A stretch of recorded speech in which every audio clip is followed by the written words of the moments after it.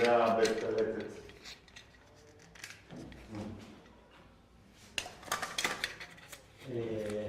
אלונה, זהרי לא לשבת על הכיסא ההוא. זה שבור.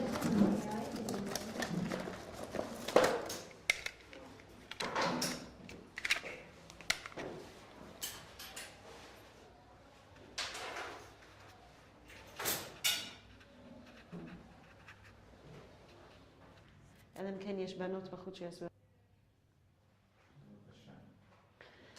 אז קודם כל, אם אתה יכול להגיד לנו את השם. אנחנו בקלטת 90, וסליחה, לא עשינו סייף ואני לא רוצה לעצור יותר. אנחנו בקלטת 94, ברויין מספר 32, קלטת מספר 4. אני מראיינת את ניצנה, אני מראיינת היום את משה גורן ממשפחת ג'הרן. פה בחדר איתנו יש את ירון ויינשטיין הצלם, אלונה בס המפיקה ואלי טרגון המקליט. אז אם אתה יכול להגיד את השם שלך, איפה נולדת ומתי? נולדתי ברחוב חב"ד פה בעיר העתיקה, בקומה שנייה, ב-12 ליולי 1928. וכמובן גדלתי, למדתי בבית הספר, תת הספרדים שעברנו לא מזמן. ובבית כנסת, במקום הזה, זה היה בית כנסת של אבי עליו השלום, ואני פה, וגם אבי, התפללנו מילדות עד יום נפילת העיר העתיקה. בית כנסת הזה, המקום הזה. שאיך קוראים לו? זה היו קוראים לזה בית כנסת של חיים מובדלי, חיים התימני, כך קראו לו. למרות שזה היה בית כנסת בנוסח ספרד. אז תספר לי קודם כל כאילו את השמות של ההורים שלך, ומה הם היו עושים.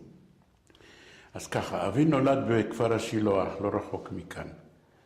הסבא שלי בתור ילד עלה מתימן. הם עלו וגרו בכפר השילוח, ואבי נולד כשהסבא שלי גדל והתחתן, אז אבי נולד פה בכפר השילוח, והוא היה בן הבכור לחמשת אחיו. היו עוד אחים ואחיות, מסיפורים אני יודע, אז הייתה תמותה של הילודה הגדולה. אז נשארו 5 אחים, שלמעשה כולם נולדו בכפר השילוח. איך קראו לאבא שלך? לאבא שלי קראו, כשהיה קטן, קראו לו סלם, סלם זה שלום. ובמשך כל השנים אחרי זה, כשהוא עבר לעיר העתיקה, מכפר השילוח, אז קראו לו כבר שלום, שלום ג'הרן. שלום לוי ג'הרן, ואני גם כן למעשה, משה לוי ג'הרן. אחר כך הרבטנו את זה, הברטנו את זה. יש לי אפילו את התעודה שהברטתי את השם. יש לי פה את התעודה. במקרה נתקלתי בה והבאתי אותה. למה הברטת את השם? כי אז היה במודה, כולם הברטו לשמות לעברית. יש לי דוד עד היום, בן דוד, שעד היום קוראים לו ג'הרן. עד היום. ובמקרה הוא התחתן עם אחיינית שלי. הוא בן דוד שלי. והוא עד היום קוראים לו ג'הרן. ואימא שלי... לפני שאתה מגיע לאימא שלך, על אבא שלך, מהצד אבא, מה אתה יודע למה סבא שלך החליט לבוא לארץ? לעליית התימנים בשנת תרמ"ב, זאת אומרת, אז קראו לזה אעלה בתמר, בתמר זה תרמ"ב. אז אעלה בתמר, הייתה עלייה גדולה של יהודים מתימן, שעלו באוניות, ברגל, הם באו דרך באונייה למצרים, במצרים באו, אני לא יודע, גם כן אולי באונייה ליפו, משם עלו לירושלים. למה? ובירושלים, הרי כל יום מתפללים לשוב לעיר קודש ירושלים, מה זה? זה משאת נפש כל יהודי בגולה, עד היום אפילו. עד היום מתפללים לחזור לירושלים. אז הם באו בירושלים. בירושלים כנראה היה קשה להשיג מקום, דירות. עוד לא הייתה ירושלים החדשה. הייתה רק בתוך העיר העתיקה. אז הקימו שכונה של יהודים תימנים בכפר השילוח. הייתה שכונה תימנית עד פרעות 1929. ואז פינו את היהודים התימנים משם, ופיזרו אותם בירושלים. אבל כן, גם אבי, הוא הגיע לעיר עתיקה. ואבי התחתן עם אישה ראשונה, שההורים הדביקו לו אותה. הם החליטו שאתה מתחתן עם חנה. והוא היה אומר לנו, כשגדלנו, היה מספר לנו, אני לא אהבתי אותה. התחתנו, נולד בן, בסוף הם התגרשו. הוא אומר, אני התגרש, לא אוהב אותה ולא רוצה. כי אילצו אותו להתחתן, כי ככה זה היה נהוג. מה היה המחשבה על גירושין אז, ממה שאתה זוכר? כמו בהלכה, אם מתגרשים, אז יש תהליך דתי כזה של גירושים, והם מתגרשים, וזהו, כל אחד הולך לדרכו.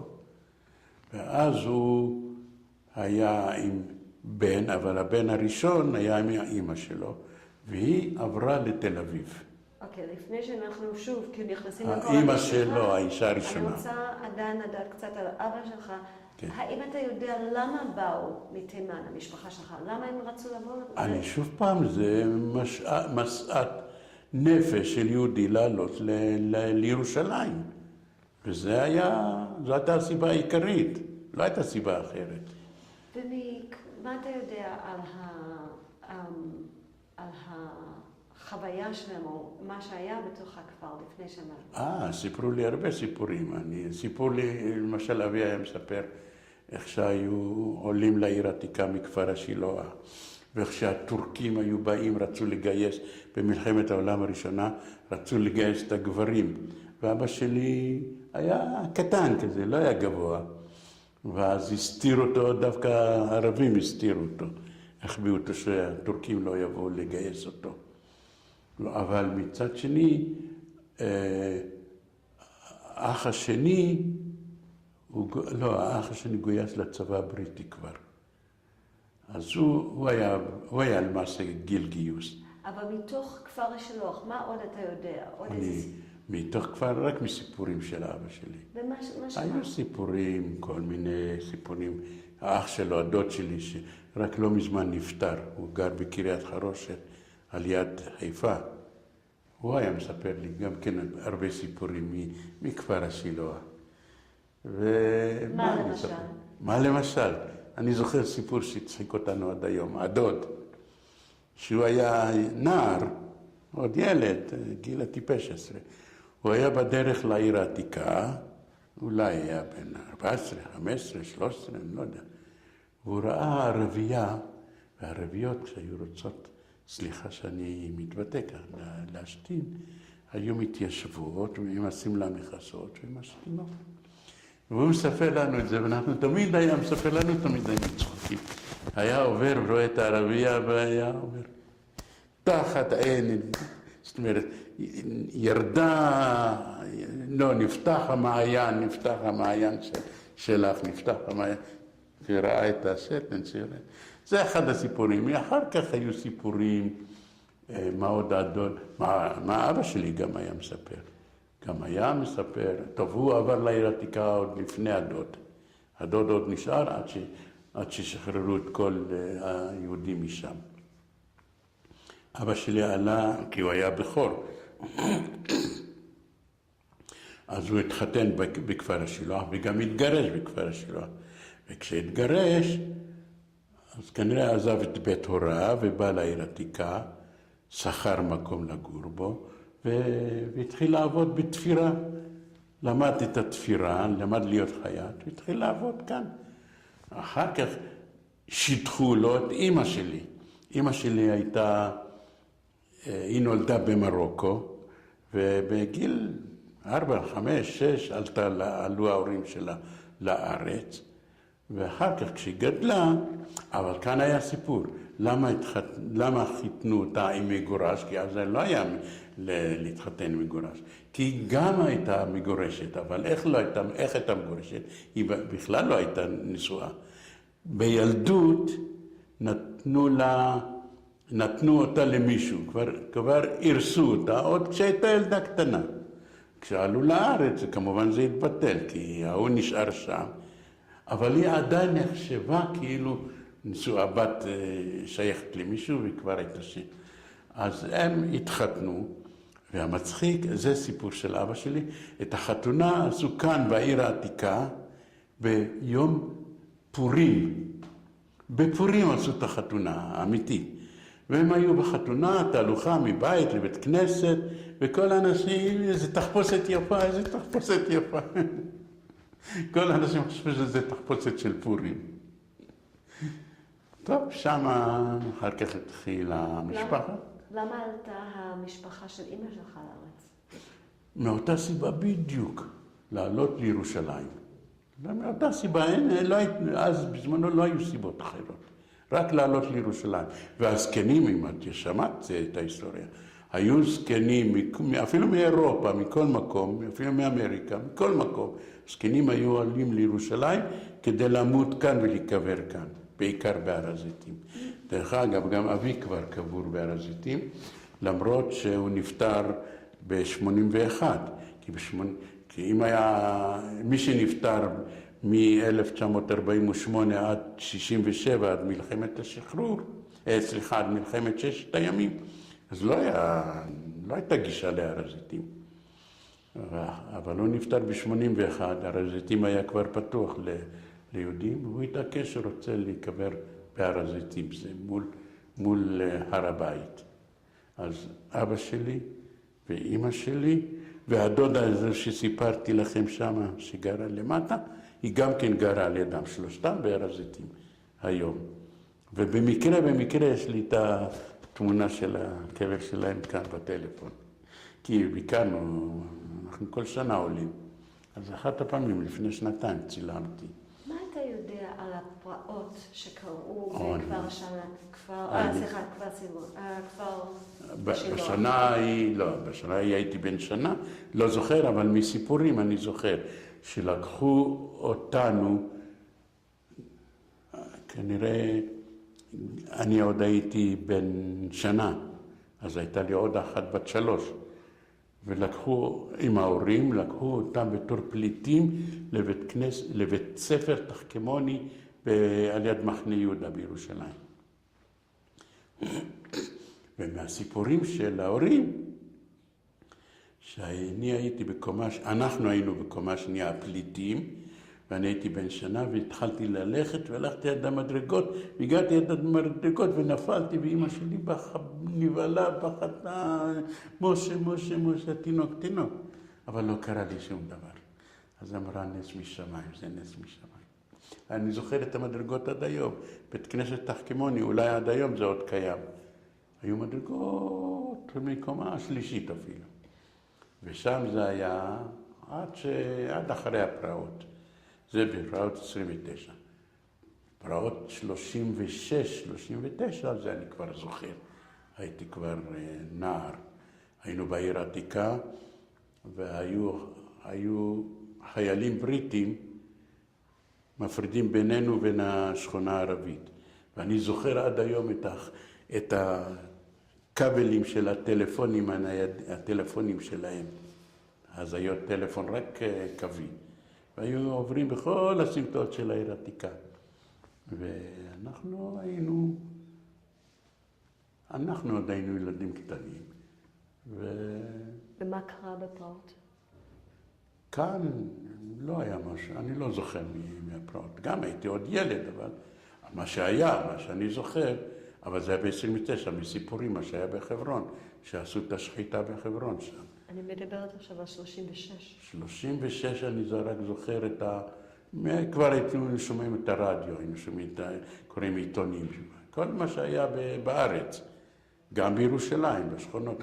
אני שואלת אותך רק מה אתה, כאילו 29 מה שאני זוכר ששרפו את המרכז המסחרי. תתחיל מההתחלה כי דיברתי. ב-36-39 תקפו את הבית מסחר, אזור תעשייה יהודי בממילה, ושם זה היה כמעט בלב הרובע הערבי.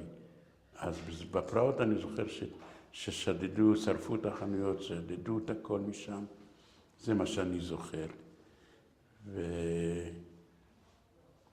ואחר כך, יותר מאוחר, אני כבר זוכר מ-47. ב-47, קצת לפני הכרזת החלוקה באו"ם, בנובמבר 47, כבר גייסו אותנו, אנחנו כבר היינו 16, 17, קראו לזה כיתת העיר העתיקה, או מחלקת העיר העתיקה. כל תושבי העתיקה שהיו מגויסים לא לפלמ"ח, להגנה, כי היו גם ילדים, נערים שהיו מגויסים לאצ"ל וללח"י, אז אנחנו היינו מגויסים להגנה. ואותנו גייסו כבר גיוס מלא מאמצע נובמבר 47. היינו כבר בנקודות מסוימות שאם תהיה התפרצות שאנחנו נהיה מוכנים. ובכ"ט בנובמבר, ב-29 בנובמבר, הייתה ההצבעה באו"ם על החלוקה. התקבלה החלוקה. מלמחרת התחילו התקיפות והפרעות. ואחותי הגדולה הייתה עובדת מחוץ לעיר, תקפו את האוטובוס שהיא נסעה, לא רק שלה, את האוטובוס שהיא נסעה בו, בשער יפו. אני הייתי מגויס עדיין בתוך העיר העתיקה.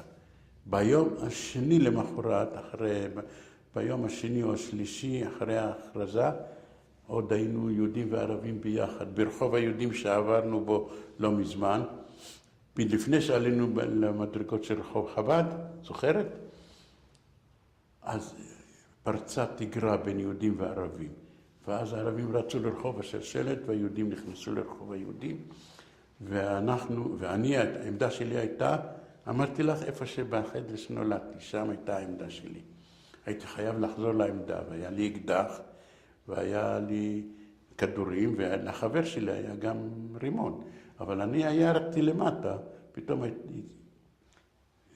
התפתחה התגרה הזאת, ואני עליתי מהר במדרגות האלה לרחוב חב"ד, וזה צעיר ערבי עם סכין, הוא רוצה להתנפל עליי. אני לא הססתי, עוד לא הוצאתי את האקדח, אבל אני הצלחתי לתת לו בעיטה, והוא נפל והוא ברח. לא, הוא עוד לא ברח באותו רגע, הוא נפל. אני המשכתי לעלות למעלה ועמדתי על יד הבית שנולדתי בו, על יד טיפת חלב, שם הייתה העמדה. פתאום אני רואה את הצעיר הזה רץ לכיוון הרובע הערבי. ואני צעיר, חמום מוח, יריתי שלושה כדורים, פגעתי בו בגב. אחר כך מי מספר לי? השכנים הערבים שהיו, למעשה אנחנו מכירים אותם משנים. אז אמרו לאבא שלי, תראה, תיזהר על הבן שלך, כי אנחנו ראינו אותו ושמו עין עליו כי הוא ירה והוא פצע את הבחור הערבי הזה. אבא שלי הוא סיפר לי מה שסיפר לו, הערבי. אז הוא אומר, אבי מספר, מה שיהיה יהיה. הכל בידי שמיים, בערבית, כולו מן אללה, הכל מאלוהים. וזה מה שאני זוכר, ובהתחלת הפרעות. אחר כך התחילה המצור על העיר העתיקה, סגרו את המעבר בשער יפו, בשער ציון, סגרו. ואז התחילה תקופת המצור של העיר העתיקה. כל ירושלים הייתה במצור, ואנחנו היינו מצור בתוך מצור. ואז שתי האחיות שלי היותר גדולות, אחת שהיא גדולה ממני ואחת קטנה ממני בשנתיים, הם היו בעיר החדשה, מנותקים מהעיר העתיקה. עכשיו, הגדולה באיזה שיירה של הבריטית. איך היו נכנסים ויוצאים? רק באמצעות שיירות של הצבא הבריטי. היו מכניסים למשוריינים את מי שהיו רוצים להכניס, את מי שהיו רוצים להוציא, ומעבירים אותם דרך שער ציון לרובע היהודי. אז אחותי הגדולה היא באה בערך לפני פסח, ב-48. כן, כבר היה 48, כי נובמבר הייתה חלוקה 47, דצמבר 47, כבר נכנסנו ל-48. אז עכשיו, הייתה לי עוד אחות, שתי האחיות האלה גרו אצל סבא וסבתא שלי, שהיו פעם מזמן בכפר השילוח, אבל הם עברו לנחלת אחים. נחלת אחים הייתה שם, השכונה תימנית, רוב התימנים עברו לשם. ושם הסבא שלי, הוא עבד במקצוע הזה, בבנייה, בסטטוט, אני זוכר שם הסיפורים. והוא בנה להם בית שם. בית קטן, בנחלת אחים. אז היה להם בית שלהם כבר. ושתי האחיות שלי גרו אצל הסבא וסבתא, כי לא יכלו להיכנס לעיר העתיקה. ובאחת הפעמים אחותי הגדולה הצליחה להיכנס בשיירה. והאחות היותר קטנה, שהייתה צעירה ממני, הייתה בת 15, בין 15 ל-16, נכנסה בשיירה האחרונה שנכנסה לעיר העתיקה. בדיוק קצת לפני 15 במאי, לפני שהבריטים יצאו, עזבו. והאחות הקטנה, עכשיו הגענו לאחות הקטנה, היא הייתה בבית כנסת תפארת ישראל, ניסנבק קראו לזה, בעמדות שם. והיא הייתה בתור אחות, 15-16 הייתה. היא הייתה בתור אחות, חובשת. בעמדה היו 4 בחורים, דווקא העמדה ההיא הייתה של האצ"ל. אבל אז, בתקופה הזו, כבר היה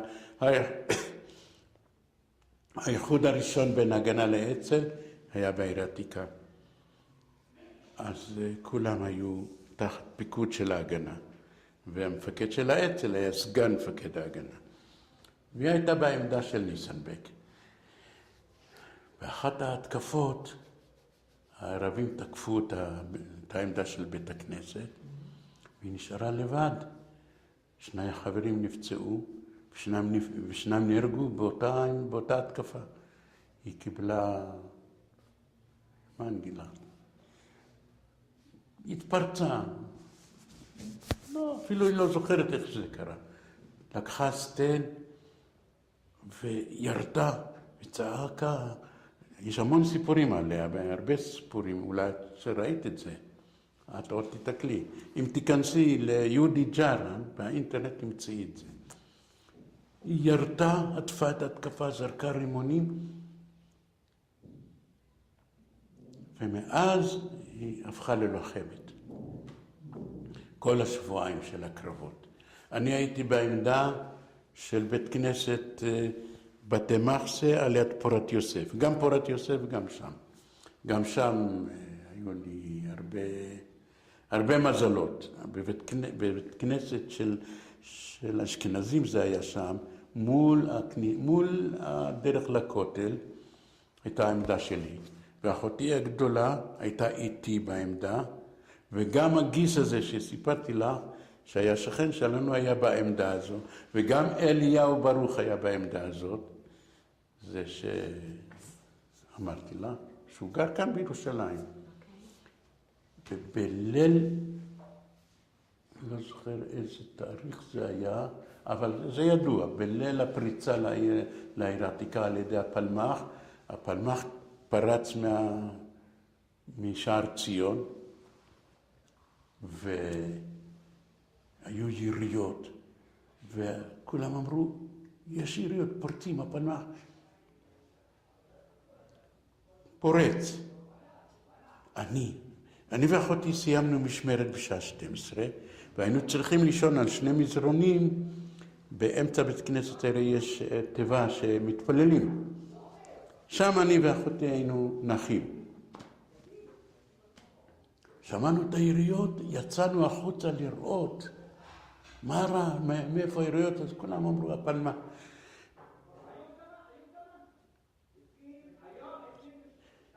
סליחה שאני מתרגש.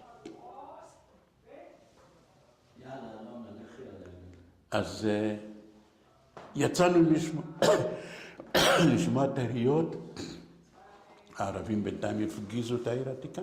אחד הפגזים נכנס דרך התקרה בדיוק לאותו מקום שאנחנו היינו אמורים להיות במנוחה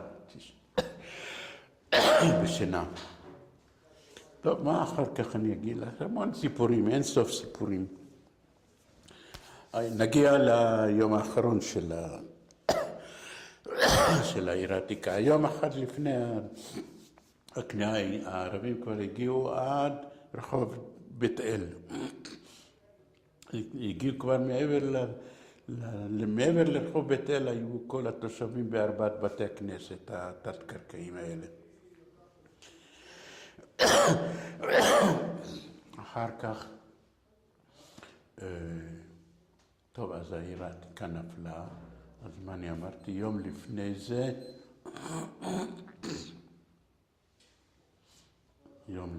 זה, כן, למחרת ביום הכניעה, הערבים חיפשו, הירדנים, מחפשים איפה יהודית השחורה הזאת עם השיער הזה.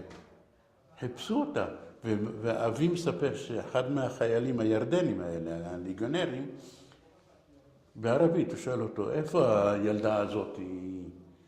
הוא אומר, הוא ידע שזה הבת שלו. אז הוא אינסטנטטיבי, מה אתה? מתה, נהרגה. אז אולי ירפו, אבל בינתיים הסתירו אותה לקחו אותה למשגב לדח, לבית חולים.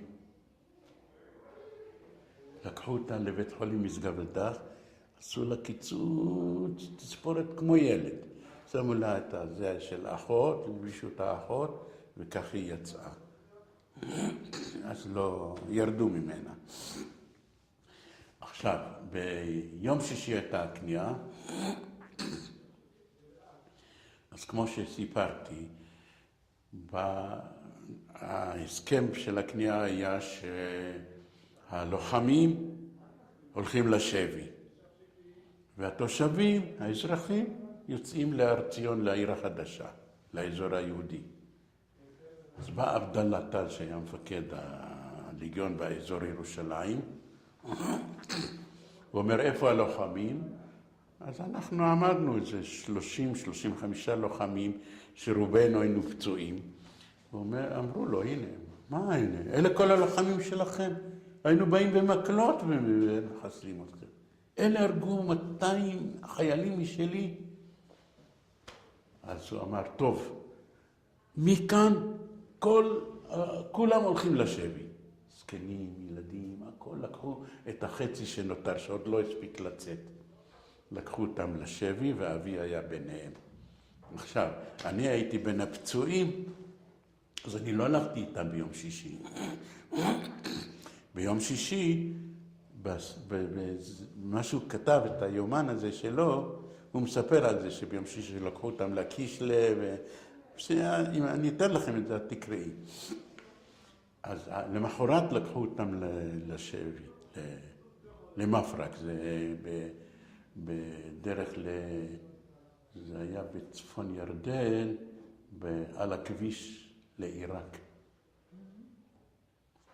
שם היה מחנה השבויים. אבל אני הייתי עם הפצועים, לקחו אותנו ביום שישי לבית ספר הארמני מול הר ציון.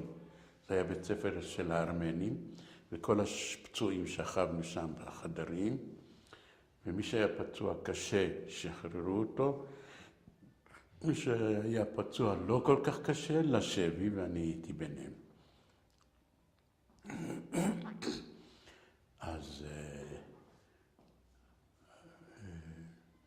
ביום שבת עוד היינו שם, עד 6 בערב. ב6 בערב התנתקות. אז אחותי עוד הייתה איתנו עם הפצועים עד 6 בערב. ב6 בערב, עם כל אלה שעברו להר ציון, אז גם היא עברה. אני זוכר שנפרדנו, אמרתי, תמסרי דש לאבא ולאמא, לא ידעתי. שאבא שלי כבר בשבי לפניי. אז טוב, אנחנו נשארנו בבית ספר ארמני, היו שם מהצלב האדום, רופאים מצלב האדום, הרופאים שלנו ורופאים ערבים, רופאי ערבי, הם בדקו את הפצועים. ביום ראשון בבוקר לקחו אותנו ברגל עד שער האריות. בשער האריות חיכו לנו אוטובוסים, לקחו אותנו לעבר הירדן, וכל הזמן התנהגו יפה הירדנים, החיילים הליגיונרים איתנו. אבל כשעברנו את גשר אלנבי לירדן, שינו את הפרצוף שלהם. התחילו לומר לנשים, תזרלטו, זאת אומרת, תעשו כולולולולו. וזרקו עלינו שתן ואבנים ומים, אני לא יודע מה עוד. עד שהגענו בערב למחנה, בסיס של הצבא הירדני, באמן. בערב הגענו עייפים, אבל אפשר לומר שפינקו אותנו בארוחת ערב טובה. ממש ארוחת ערב טובה. ובאותו לילה, ב-12 בלילה, חיל האוויר הישראלי, פרימוס, זרק שלוש פצצות מרגמה לארמון של עבדאללה, של המלך. ואז תכבו את האורות, תשכבו על הרצפה. טוב, תוך שעה זה נגמר. זה אחד הסיפורים של ההמשך. טוב, אחר כך אותנו לקחו אלה חלק מהפצועים לקחו לבתי חולים להמשך טיפול, וחלק שפצועים יותר קל, שאפשר לטפל בהם במחנה השבויים, לקחו.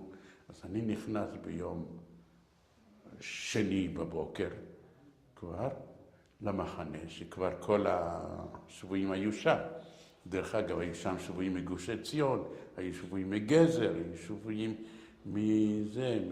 ממחניים, לא מחניים, נהריים. גם משם נפלה נהריים לידי הירדן. אני מגיע, נכנס למחנה, פותחים את השער, אנחנו נכנסים, ואחד החברים שלי, תמונה שלו כאן גם כן, שיש לו, קיבל מתנה את הכפייה של הצבא הירדני. אז הוא רואה אותי, אהלן משה, מה נשמע? איפה הייתם? עכשיו אתם מגיעים? כן. אז הוא אומר, אתה יודע שאבא שלך כאן, ואבא שלי כאן, ואבא שלו, ואבא כולם כאן. אז זהו, זה עברנו כמה חודשים עם ההורים בשבי, ובשבי כבר סיפורים אחרים. את רוצה להמשיך? אני רוצה לחזור לילדות שלך. זהו, אז נחזור. לילדות זה שוב פעם.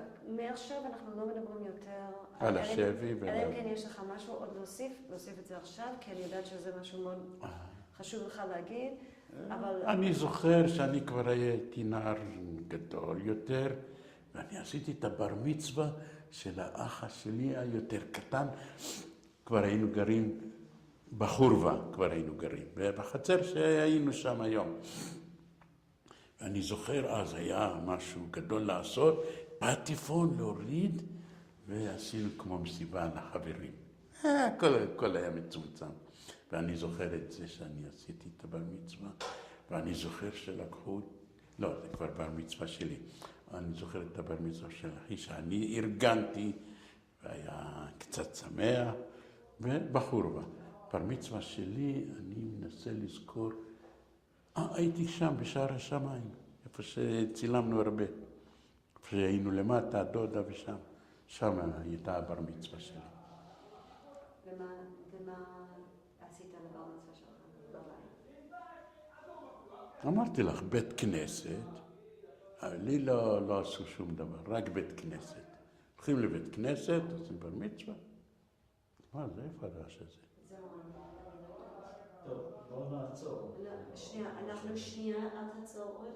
אנחנו היינו באמצע לדבר על הבר מצווה, ואנחנו עוצרים את המצלמה בגלל בעיות רעש.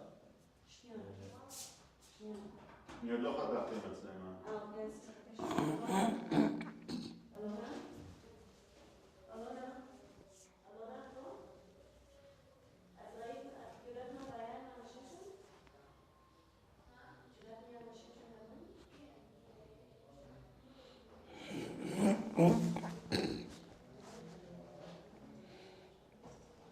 אז מה, הרעש הזה משם מפריע מאוד? כן.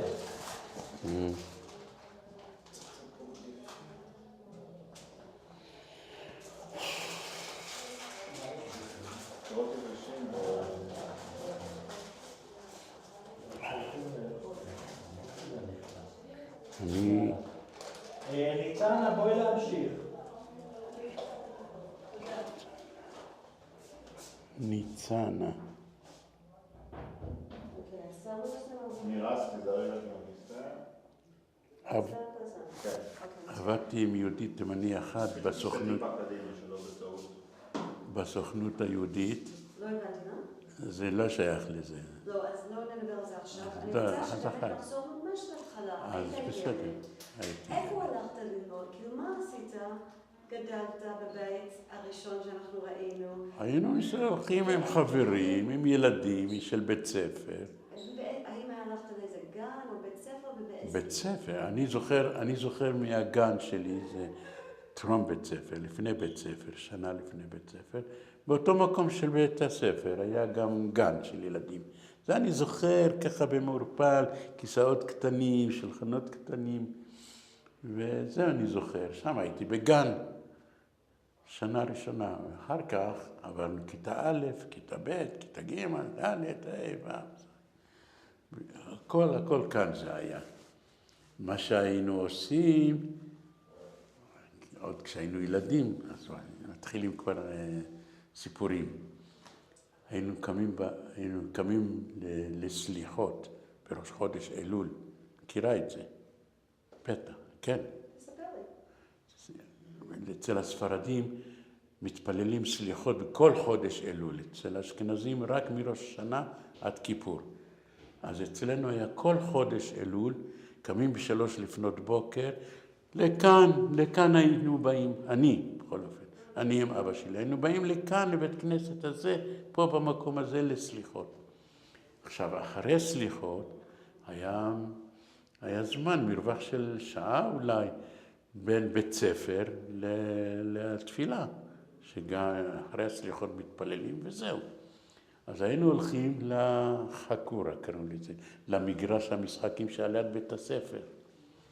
עכשיו, מה שאני זוכר שעשינו תעלולים, הייתה מסעית, אני לא אשכח את זה, של אבטיחים, עמדה ככה במורד, כנראה למתניה שלו לא היה בסדר, את הירידה היה מתניע את זה. שמנו לב שכל יום הוא מעמיד אותה כך. ואנחנו ילדים קטנים, 13, 14, 12, לא יותר מ-14 בטוח. אז אני ועוד איזה חבר, לקחנו מסמירים ושמנו על הגלגלים של המסעית. וחיכינו ושכחנו מזה. ופתאום הוא נוסע, הוא מתחיל לרדת ופנצ'רים בשני גלגלים. זה אני זוכר את העלול שלנו. ואני זוכר גם שבאותו על יד בית ספר היו מביאים אבטיחים למכור, אז היו שמים את האבטיחים באחת הנקודות האלה. היינו סוחבים אבטיחים גם כן. איך היינו סוחבים אבטיחים? היינו עולים לגג, הם היו מאשינים את האבטיחים על הקיר, אנחנו בתור ילדים עלינו על הגג עם מקל, שיש בזה מסמר כזה, והיינו מרימים אבטיח, היינו ישרים שיש לנו אבטיח בלי כסף. טוב, היינו ילדים שובבים, לא כל כך כמו שנראינו, אבל ילדים. מה עוד היה בית ספר היה נחמד. מה למדת בבית ספר? תורה אנגלית, תורה, חשבון, עברית, היסטוריה, כל מה שלומדים היום אפילו. מה היה הסדר יום שלך שהיית בבית ספר? כאילו, כשהתחלת ללמוד בכיתה א'? כיתה א'. מה היה סדר יום? באיזה שעה התעוררת בבית? מה היה קורה בבית? איך היית מגיע לבית ספר? כאילו, כל הדברים האלה על הלילה. הייתי קם. אמא הייתה נותנת משהו לאכול, ומגיע לבית ספר, הכל היה קרוב, מרחוב היהודים עד בית ספר, זה מקסימום 5 דקות הליכה. כן. היינו מגיעים הביתה, היה לנו ארוחת צהריים בבית ספר, היה אוכל בבית ספר, היינו אוהבים את האוכל של בית ספר, היינו אוהבים את האוכל של הבית, אבל בבית ספר היה יום עשיר. בבית לא היה כל כך מה לאכול, היה כל פעם משהו קטן. יותר מאוחר היה כבר יותר טוב, אבל כשהיינו ילדים היינו הרבה ילדים. צריך להאכיל הרבה ילדים. בסך הכל אבא שלי היה עובד בתור חייט. אבל אחר כך עולים מכיתה א' לכיתה ב', מכיתה ב' לג', ואני זוכר מב' לג' קיבלתי עולה לכיתה ג' בהצטיינות, אני זוכר. חבל שאיבדתי את האבא במלחמת העצמאות, בנפילת העיר העתיקה, איבדתי את כל התעודות. והיה לי מג' לד' תלמיד מצטיין, ומד' לה' אותו דבר. הייתי תלמיד מצטיין, למרות שבהתחלה לא הייתי מצטיין. נשארתי כיתה מב' לג', אני זוכר שנשארתי.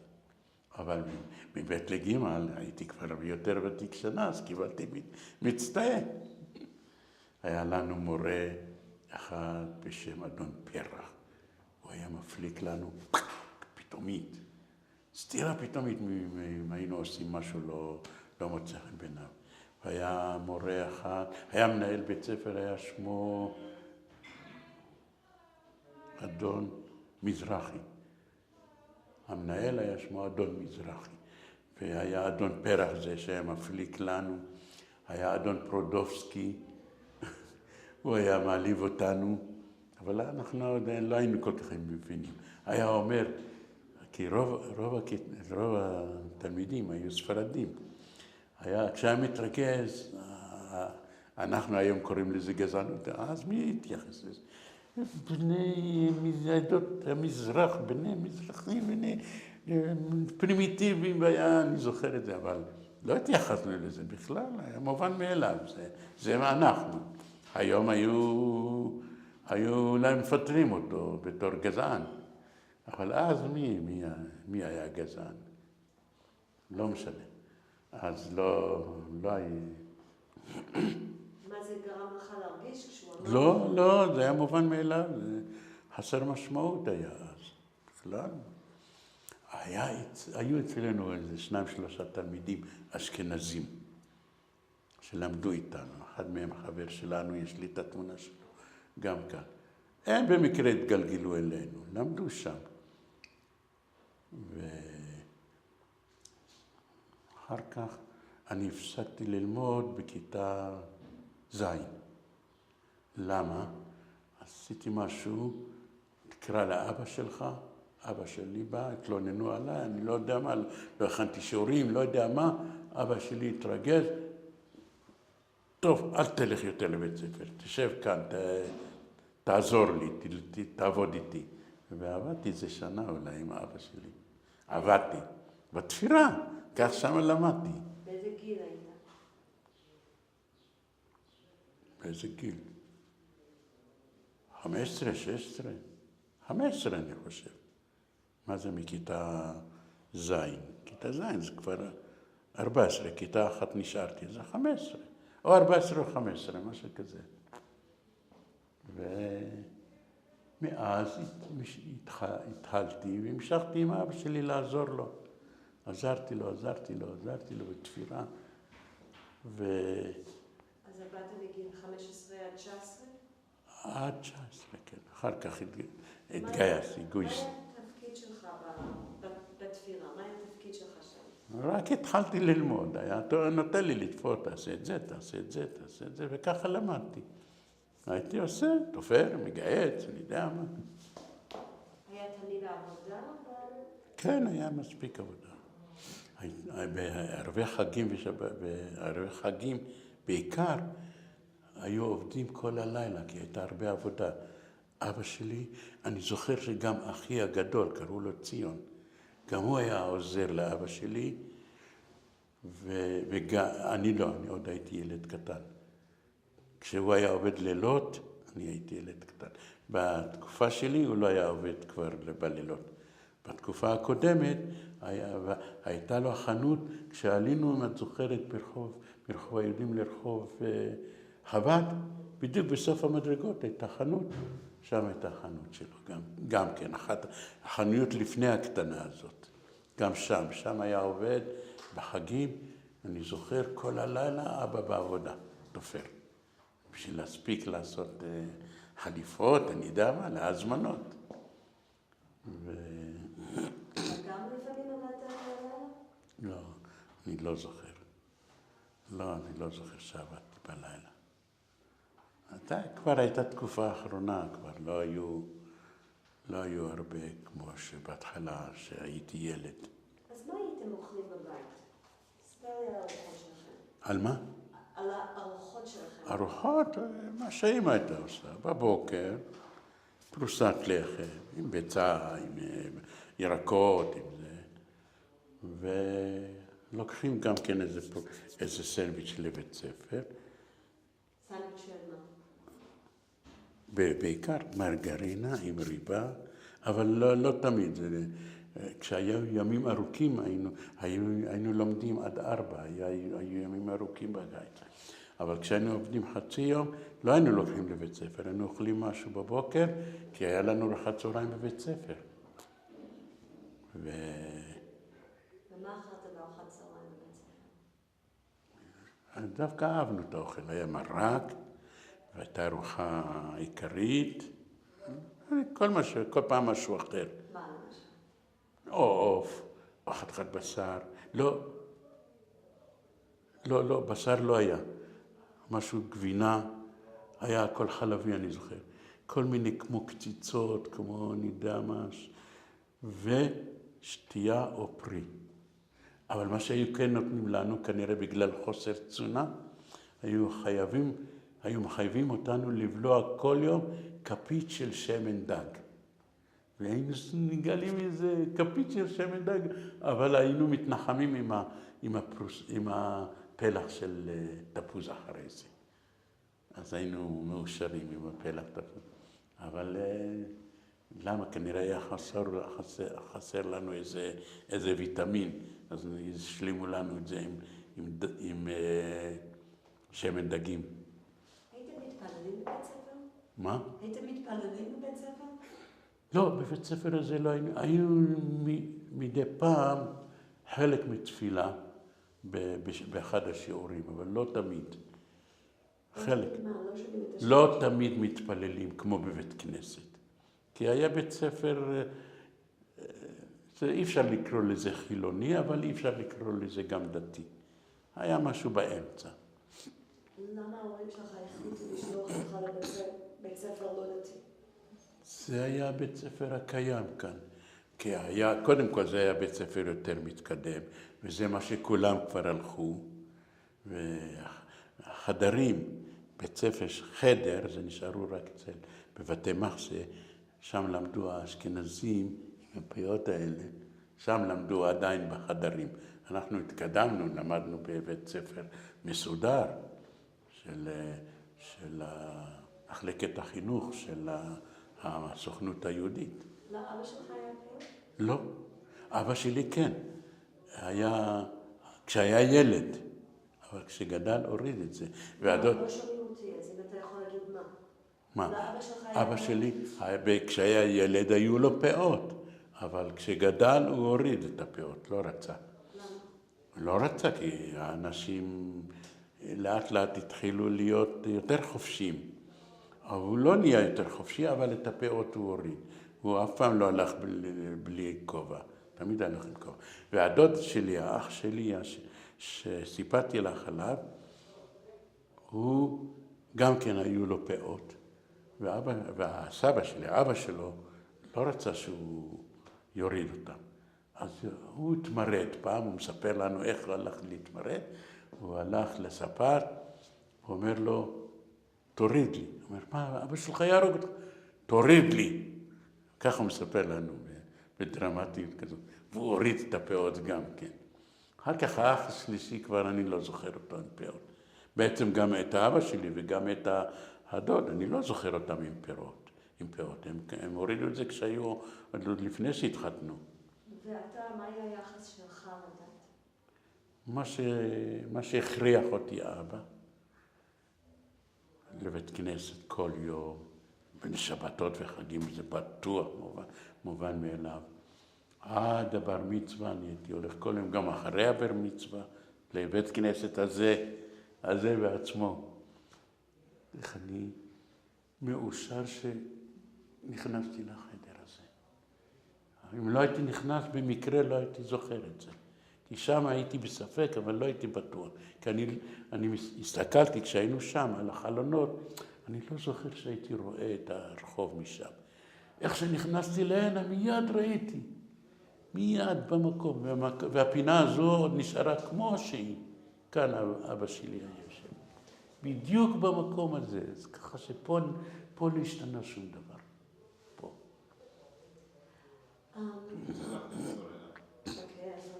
מה? רוצה להגיד? כן, אנחנו דיברנו על הבית כנסת והיחס של משה לדת. כן. כשאנחנו עצרנו ואנחנו מחליפים סיימנו לאחות. נסיים את ה... כן. אוקיי, אנחנו סיימנו את עצרנו בשביל בטריה כשדיברנו על היחס של משה לדת ועל הבית כנסת הזה, ושהוא היה בא לפה, ואנחנו נמשיך עוד קצת. אני רוצה פשוט... אז כשגדלנו, היה מועדון צעירי הר ציון, קראו לזה. אוקיי, אבל לפני שאנחנו מדברים על המועדון, אני רוצה באמת לשמוע מה היה היחס שלך לדת. אתה אמרת שאתה עשית מה שאבא שלך הכריח אותך לעשות. כן, היה וכשגדלנו, אז כל הצעירים, כבר מגיל 14, 15, 16, התחילו להתרחק מהדת. הורדנו את הכובע שהיינו מוכרחים ללכת, והפסקנו ללכת לבית כנסת כל יום, למרות שאבינו היה כועס. אבל אין מה לעשות, זה מרד נאורים נקרא לזה. ואחר כך, במועדון היו...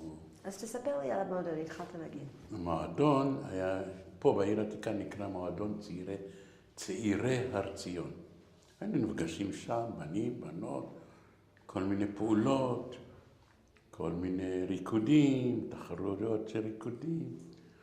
היינו עושים תחרויות, היו הרבה, היו מדריכים שם גם כן. מה המדריכים היו עושים? מדריכים כל מיני פעולות חברתיות, משחקי חברה, טיולים לפעמים. לאן עשיתם טיולים? בתקופה יותר מאוחרת כבר עשינו את הטיול הכי גדול לצפון הארץ. הגענו לראש הנקרה עם אוטובוסים. אני זוכר שנסענו קודם ברכבת עד חיפה. מחיפה נסענו באוטובוס שיצא לביירות. אז היו הכל היה פתוח, רק מי שיש לו דרכון עובר. הגענו עד ראש הנקרה, כי לנו לא היה דרכונים, והיינו גם בני נוער, גיל 15 אולי 16, 15, 16. והתחלנו טיול, בנים, בנות, זה מטעם, אני חושב שהיה שייך לנוער עובד, אבל לא כל כך בטוח, אבל באמצעות המועדון של צעירי הר ציון. אז כשאתה מדבר על המועדון צעירי הר ציון הזה, כל כמה פעמים היית הולך לשם? כמה פעמים בשבוע, כמעט כל יום אפילו. כמעט כל יום מה? לא שומעים אותי. כמעט כל יום מה שאני זוכר, כי בבית לא היה מה לעשות. לא היה לא רדיו, לא טלוויזיה, לא חשמל, לא כלום. היינו עושים את השיעורים, שיעורי בית, באור יום, כי בחושך היה צריך להדליק מנורה והיה קשה וזה מסוכן. אז היינו עושים את השיעורים לאור יום. וערב היינו נפגשים שם, חברים, מה עושה נוער? צוחקים, רוקדים, שרים, כל מיני שירים, מטיילים בסביבה גם כן. היינו עולים על החומות העיר העתיקה, בעיקר על החומה של שער ציון, שם היה מקום המפגש העיקרי שלנו. היינו עולים לשער ציון, היינו הולכים לאורך כל החומה, כל האזור שלנו, היינו מטיילים. היינו עושים גם לפעמים, היינו נתקלים עם נערים ערבים, היינו זורקים אחד על השני, מלחמת אבנים היינו קוראים לזה. הם זורקים עלינו, אנחנו זורקים עליהם. אבל לא היה משהו רציני, זה משחקי ילדים. אני זוכר בשלג, היו גם שלגים כאן. אני זוכר בשלג, היינו לוקחים אבן קטנה, עוטפים אותה בשלג והיינו זורקים עליהם. טוב, זה שוב פעם, זה מעשה שובבות של ילדים. אז היינו זורקים, משחקים בשלגים כשהיה שלג. אמרתי לה, בחודש אלול, כל פעם אחרי בית כנסת ואחרי תפילת הסליחות, היינו הולכים על יד בית הספר, על יד המגרש של בית הספר. היינו מתאספים שם ילדים, משחקים עד שעה 8, ב8 נכנסים לכיתות. היינו לומדים מ8 עד 9, מ9 עד 10, הפסקה גדולה. מ10 עד 11, 11 עד 12 עד הפסקת צהריים. היינו יורדים למסעדה, לחדר האוכל, אוכלים שם. ובימי הקיץ היינו ממשיכים עד 4. עד 4 היינו ממשיכים ללמוד. דווקא אני זוכר שהייתי אוהב את זה. הייתי אוהב את ריח העצים ששם היו בבית ספר. עד היום, כשאני נתקל בעץ כזה, אני לא זוכר איך קוראים לעץ, אבל אני לוקח את העלה, מריח אותו, מזכיר לי את בית ספר. באיזה ימים, אמרת כאילו שכמעט כל יום היית הולך, באיזה שעות הייתם הולכים אחרי 4, באיזה שעות הייתם הולכים למועדון? בערב, 6, 7. וכמה זמן? 8, 9, מה? אז אם אתה יכול להגיד במשפט מלא, כמה? מתי הייתם הולכים? אבל זה לא היה סדר קבוע, זה משהו, איך שיוצא, איך שנפגשים, היינו יוצאים ומטיילים, הולכים למועדון, הולכים פה, מסתובבים שם, צוחקים כל הזמן, צחוק של ילדים. מאיזה גיל הייתם הולכים למועדון? מגיל 14, 15, כבר היינו הולכים שם. שוב, אם אתה יכול לענות בתשובה מלאה, מאיזה גיל הייתם הולכים למועדון? אמרתי לך, היינו הולכים בערך בגיל...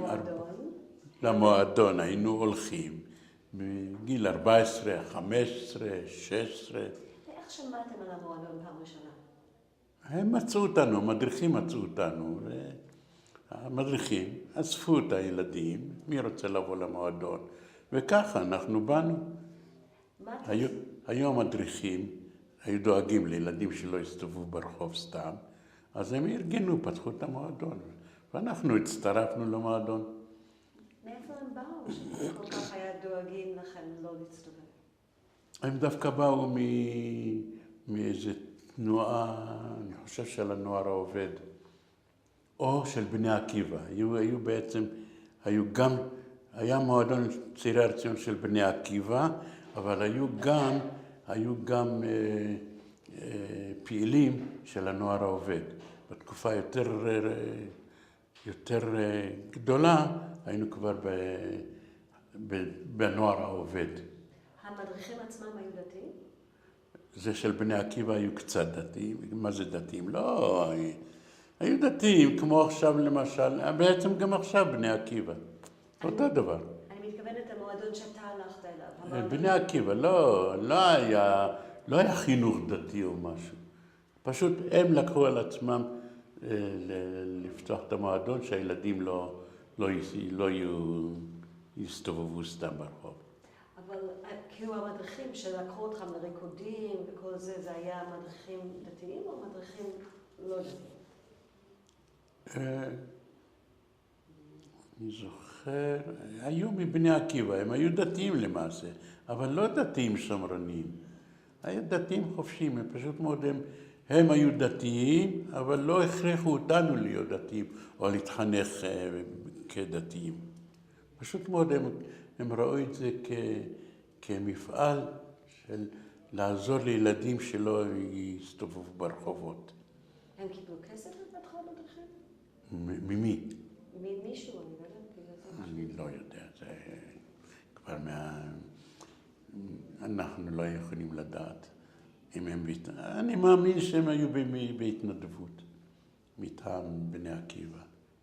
אותו דבר גם הנוער העובד, גם כן, רק בהתנדבות. היו ילדים כאילו אנשים שגדלו בעיר עתיקה, שגם עובדים במועדוניות האלה? בתקופה יותר מאוחרת, כן, היו כבר כמה כאלה. כמה כאלה מה? אני זוכר 2-3, אבל אחר כך, ככל שגדלנו, אז היינו כבר יותר עצמאיים, יותר מחפשים דרך של החיים. אז בעיקר הלכנו לנוער העובד יותר. הרבה נערים גם למדו, כשמו כן הוא, הנוער העובד. הם גם עבדו, אפילו שהיו עוד צעירים, 15, 16, 17. אז היו שגם אני הייתי שייך לנוער העובד, למרות שאני הייתי עובד עם אבא שלי. אבל היינו מסונפים לשם, ושם הם דאגו לנו גם לטיולים, למשחקי חברה. אז התחלתי עם הטיול שהתחלנו, שאמרתי לך שנסענו עד, הגענו באוטובוס של ביירות, ירדנו בראש הנקרה, זה על הגבול. אני זוכר שירדנו שם, זה כמובן לפני קום המדינה זה היה. ירדנו שם, כל הנערים, ירושלמים, לא יודעים מה זה ים, לא יודעים זה. נכנסנו לים, ואני ועוד חבר אחד, שגם יש לי אותו כאן, היה כמו בור כזה, בחוף הים, על יד ראש הנקרה. ואנחנו לא יודעים לשחות. פתאום אני והוא מוצאים את עצמנו בבור שמכסה אותנו. והתחלנו לצעוק, רצינו, היי. עד שאיכשהו הצלחנו לזרוק את עצמנו על הסלעים, נשרצתי מהסלעים, אני זוכר. אבל מאז הייתי בטראומה לא להיכנס למים. שנים לא העזתי להיכנס לבריכה. אנחנו עוצרים כאן כדי להחליף קלטת. כן. אז hoping to fit כאילו לסיים את הכל.